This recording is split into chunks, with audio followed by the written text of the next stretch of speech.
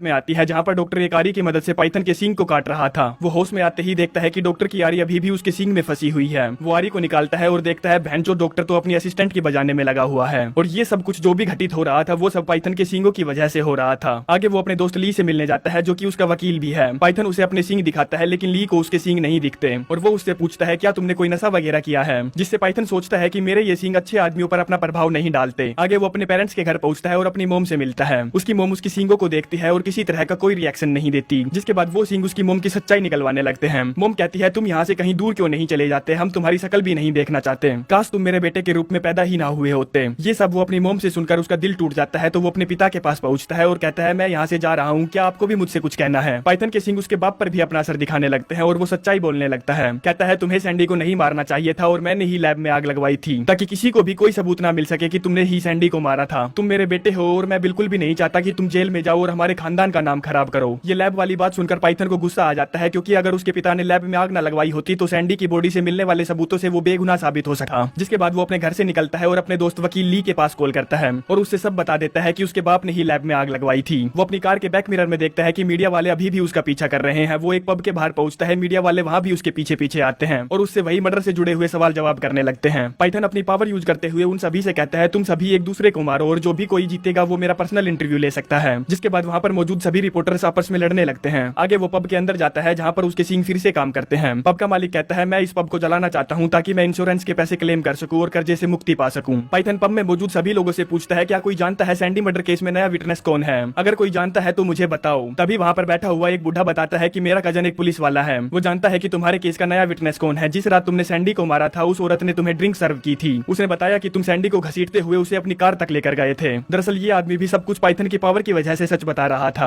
जिसके बाद पब का मालिक पब को आग लगा देता है और वो अपनी कार में जाकर बैठ जाता है। वो अपनी कार का डैशबोर्ड खोलता है जहां पर उसे वो रिंग मिलती है जिससे वो सैंडी को शादी के लिए प्रपोज करने वाला था। तभी कहानी फिर से फ्लैशबैक में चली जाती है जिसमें वो उस रिंग को देने के लिए एक रेस्टोरेंट में सैंडी से मिलता है, जहां पर वही वेटरेस जिसने उसे सैंडी को घसीटते हुए अपनी कार तक ले जाते हुए देखा था उन्हें ड्रिंक सर्व करती है। सैंडी देखने में काफी सैड लग रही थी। पाइथन उससे पूछता है क्या हुआ। सैंडी उसे बताती है कि वो दूसरे शहर शिफ्ट हो रही है और कहती है कि अब हमें एक दूसरे से मिलना बंद करना पड़ेगा। ये सुनते ही पाइथन चौंक जाता है और कहता है मुझे तो लगा था कि हमारे बीच में सब कुछ सही चल रहा है। सैंडी कहती है मुझे अब तुमसे प्यार नहीं रहा। पाइथन पूछता है क्या तुम किसी और से प्यार करती हो, लेकिन वो किसी तरह का कोई जवाब नहीं देती। पाइथन पूछता है ये सब कब से चल रहा है। सैंडी कहती है प्लीज रुक जा। वो फिर से पूछता है नहीं मैं जानना चाहता हूँ क्या उसने तुम्हारी ली, क्योंकि बहनचोद मैं ये इसलिए जानना चाहता हूँ ताकि मैं तुमसे आसानी से नफरत कर सकूं। जिसके बाद वो अपनी आंखों में पानी भरते हुए कहती है तुम मुझसे अच्छी लड़की डिजर्व करते हो और कहती है मैं तुमसे अब और प्यार नहीं कर सकती। जिसके बाद पाइथन गुस्से में वहाँ से जानने लगता है। तभी बाहर उसे उसका बड़ा भाई मिलता है जो कि इस मौके को सेलिब्रेट करने आया था। बड़ा भाई उसको रोकने की कोशिश करता है लेकिन वो नहीं रुकता। अगले दिन लेक के किनारे पुलिस वाले उसकी कार के पास पहुंचते हैं और उसे बताते हैं कि सैंडी का कत्ल हो चुका है जिसका सारा इल्जाम तुम पर है। कहानी फिर से प्रेजेंट में आती है और वो उस रेस्टोरेंट में पहुंचता है जहां पर वो लास्ट टाइम सैंडी से मिला था। उसे प्रपोज करने के लिए पाइथन उस वेटर्स के पास जाता है जो सैंडी के कत्ल की नई विटनेस बनी थी। पाइथन उससे पूछता है तुम मुझे अभी के अभी सारा सच बताओ, तुमने पुलिस वाले को क्या क्या बताया। वेटरस उसे बताती है कि मैंने पुलिस वालों को बताया कि तुम उसे उसके बालों से पकड़कर घसीटते हुए अपनी कार तक लेकर गए। वो बार बार चिल्ला चिल्ला कर तुमसे रहम की भीख मांगती रही पर तुमने उसकी एक ना सुनी और उसे मार दिया। पाइथन उसे कहता है तुम जानती हो ऐसा कुछ भी नहीं हुआ था, फिर तुमने इस तरह का झूठ क्यों फैलाया। वेटरेस कहती है मैं हर न्यूज़पेपर और टीवी में आना चाहती हूँ, मैं टीवी पर आने के लिए बहुत खूबसूरत हूँ और मुझ में बहुत टैलेंट है और एक दिन मैं ऐसे ही बड़ी सेलिब्रिटी बन जाऊंगी, हर मैगजीन में मेरी फोटो होगी। पाइथन कहता है तू साली कुतिया झूठी है, उस दिन मेरा भाई यहाँ था और वो जानता है कि मैं यहाँ से अकेला ही अपनी कार लेकर गया था। जिसके बाद वो जाकर अपने भाई से मिलता है जहाँ पर उसका भाई उसके सींगों को देखकर सच उगलने लगता है। वो बताता है कि उस रात मैं ही सैंडी को लेकर उसके घर छोड़ने के लिए गया था। ये सुनते ही पाइथन की खोपड़ी चकरा जाती है। वो कहता है बेंचो तूने तो कहा था तूने उस रात सैंडी को देखा ही नहीं। बड़ा भाई कहता है मैंने सैंडी को नहीं मारा, बस मैं डरा हुआ था। जिसके बाद पाइथन उसे दे घुसंड बढ़िया से पिलाने लगता है क्योंकि उसने ये बात पुलिस वालों को नहीं बताई थी। आगे पाइथन जैसे ही उसके गले को दबाता है तभी उसे अपने बड़े भाई का इतिहास दिखता है जिसमें वो सैंडी को अपनी कार से उसके घर छोड़ने जा रहा था। उसे बहुत चढ़ी हुई थी जिस वजह से वो सैंडी के साथ बदतमीजी करने लगता है। सैंडी उसे कार रुकवाती है और जंगल में चली जाती है। बड़ा भाई पूरी रात वहीं पर उसके वापस आने का इंतजार करता है और सुबह जब उसकी आंख खुलती है तो वो पाता है कि उसके कपड़े खून में संधे हुए हैं और उसके हाथ में खून से संधा हुआ एक पत्थर है। जिसके बाद वो जंगल में सैंडी को देखने के लिए जाता है जहाँ पर वो पाता है कि सैंडी की मौत हो चुकी है। वो डरा हुआ था इसीलिए वो अपने कपड़े और वो पत्थर पानी में फेंक देता है। कहानी फिर से प्रेजेंट में आती है। पाइथन ये सारे फ्लैशबैक देखकर अपने भाई से कहता है भोसड़ी के तूने ही उसे मारा है। भाई कहता है मैंने नहीं मारा उसे, मैं भी उसे प्यार करता था। तभी वहाँ पर पुलिस वाले आ जाते हैं और पाइथन को गिरफ्तार करके पुलिस स्टेशन ले जाते हैं। अगले दिन ली पुलिस स्टेशन जाकर उसे छुड़वा लेता है जहाँ पर वो आपस में बातें करते हैं तो पाइथन का ध्यान उसके पहने हुए लॉकेट पर जाता है जो कि था सैंडी का। तो वो ली से पूछता है कि ये तुम्हारे पास कैसे आया। ली कहता है कि ये सैंडी ने ही उसे दिया था। पाइथन कहता है तो वो तुम ही थे जिसकी वजह से वो मुझे छोड़कर जा रही थी। जिसके बाद पाइथन गुस्से में वहाँ से चला जाता है और एक बर्बाद जगह पहुंचकर एक पत्थर में दे टक्कर अपने सींगों को तोड़ने की कोशिश करता है, लेकिन वो सींग टूटने का नाम ही नहीं ले रहे थे।